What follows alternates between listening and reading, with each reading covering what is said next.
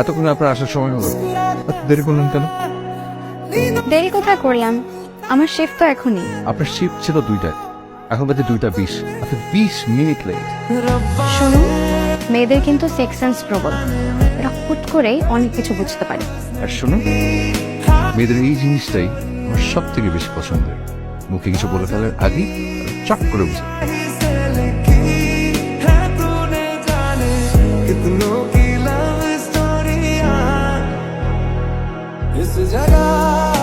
আপনি তো নিজের চোখে সবকিছু দেখেছেন, প্লিজ এমন আর কইরেন না।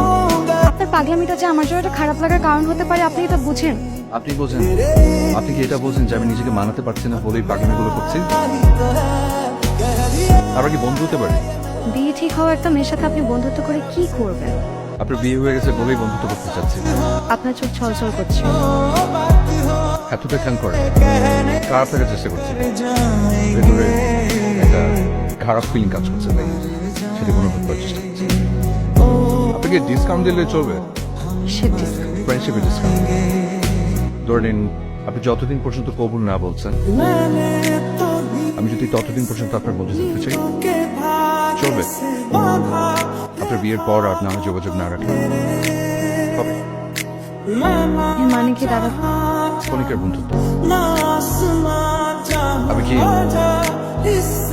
আপনার একজন কণিকের বন্ধু হতে পারি? এরকম এত সুন্দর একটা নার্স যদি এই শাদি করে চাকরি ছেড়ে দেয়, তাহলে আমাদের মতো পেশেন্টের কি অবস্থা হবে? কে তাদের সেবা যত্ন করবে? আমি একাই তো নার্স না, আরো কত কত নার্স আছে, তারা পেশেন্টদের সেবা যত্ন যা যা দরকার করবে। তো সবাই তো তোমার মতো কিউট না। পেশেন্টদের কি দরকার? আমি জানি না সেদিন আমার কি হয়েছিল, কি যেন একটা মায়া ছিল তোমার এই পুরো চেহারাটা জুড়ে। নীরা, তোমাকে খাবার চাই। বিয়ে হতে যাওয়া একটা মেয়েকে জেনে শুনে প্রপোজ করাটা কি অবান্তর না?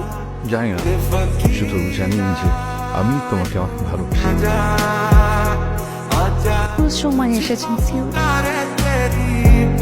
এটা আবার বিয়ের কার্ড। আপনি যদি না আসেন তাহলে আমি খুশি হব। তুমি ভালো থাকো।